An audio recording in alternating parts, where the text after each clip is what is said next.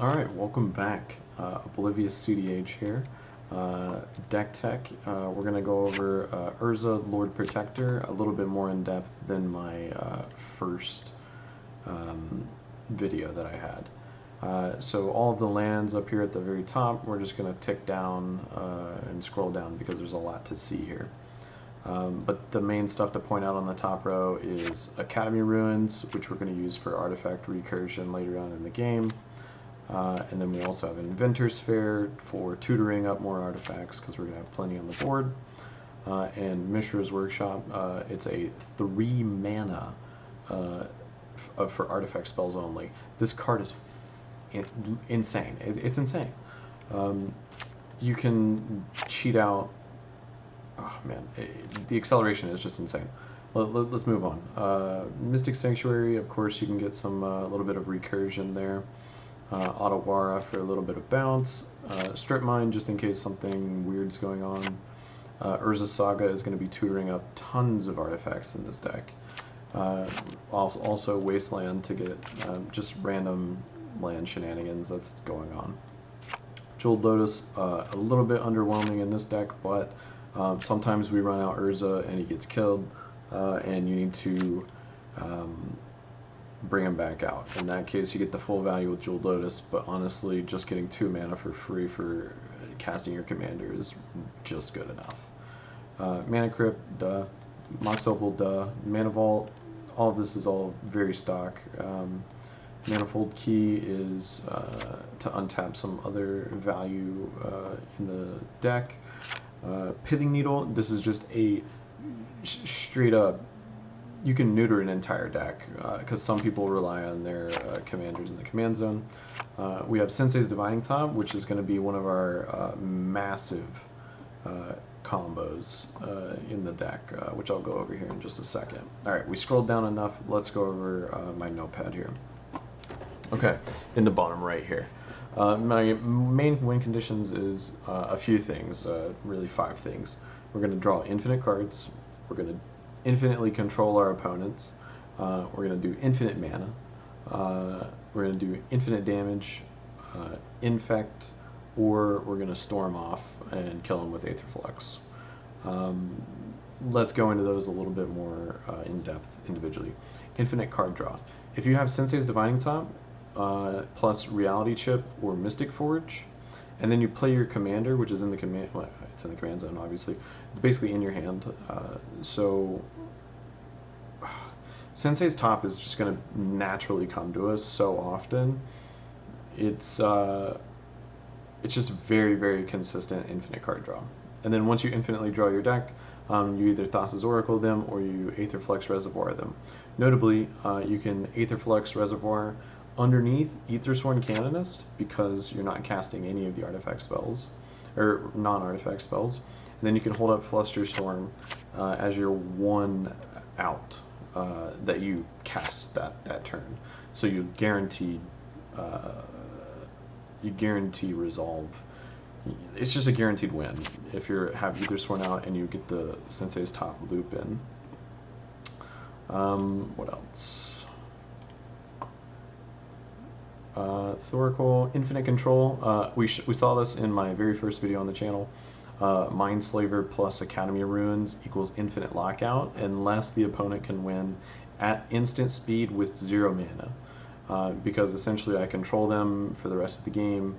I tap them out. I never attack myself. I just play as horribly as I can on their side of the team or on their side of the board with their cards. And then I just pass the turn back, and then I just draw a card, and I just do that until I draw my entire deck. We debated on removing this out of the deck completely because on MTGO it's just agonizing to execute that combo, and I feel like I could just do with like more consistency with maybe like a couple more counters like Mana Leak or Mystical Dispute or Mystic Confluence. I think that's what it's called. Anyway, you can make it a little bit more consistent and get that clunkiness out of there pretty easy. So that was Infinite Control. Infinite Mana. This is kind of convoluted. You can either do Dramatic Reversal plus Isochron Scepter, plus a couple mana rocks, and then you have infinite mana that way. Or you have Karn on the field, and then you animate your Voltaic Construct, and then you animate a mana rock, and then you just what is it? You it was Basalt Monolith.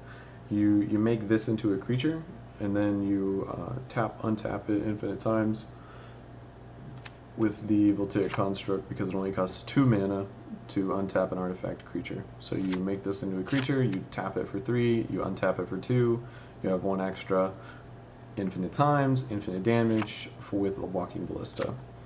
You can also just jam out a Blightsteel like that, Memory Jar, plus float a ton of mana. What else? Okay, that's pretty much it for that. You can also Mycosynth Lattice lock them with Karn. We have a bunch of free counter spells with. I took out Force of Negation just because, I mean, honestly, I probably could do with Force of Negation, and that would probably be what I would replace Mindslaver with. I took out Force of Negation because it was a little too narrow. Force of Will does the job. Also, Fierce Guardianship is just kind of insane, because if we're going off, we have our commander out on the field. I was thinking about putting Force of Negation back in here. I might do some sort of mix-up, but I'm not going to do that right now. We can also cheat out Blightsteel with Kuldotha Forgemaster. You just sacrifice 3 of our mana rocks or lands or whatever, and you search this out at end of turn, untap, attack them, and they're dead. Or you can do it at on your own turn if you have the Lightning Greaves. You just make them hasty and then swing and hit them. A lot of cEDH decks don't play any creatures, or low creature count. You can obviously just storm off with Aetherflux and Paradoxical Outcome. So we have Paradoxical Outcome right here. It is. You return any number of target non-land, non-token permanents you control to your owner's hand. Draw a card for each card returned to your hand this way. We are running 1, 2, 3, 4, 5, 6, 7, 8, 9. 9 mana rocks that we can cast for free if Urza's on the field. Sorry, not mana rocks. Spells if Urza's on the field. So with 9 things, if you bounce all of those and then you just replay them, you're also getting more mana back. Paradoxical Outcome is just nuts. And then if you have Aetherflux Reservoir on the field, then you can start gaining life and then eventually just 50 your opponent. We also have Narset plus Windfall plus Time Twister to take our opponent's hands out. I remember one game what did I do? I overloaded Cyclonic Rift at the end of their turn, untapped Narset, Time Twister, and they had 1 card. They had a white board, and I had a fresh 7 plus Narset on the field. You basically, I mean, he's scooped instantly. You just can't do anything about that.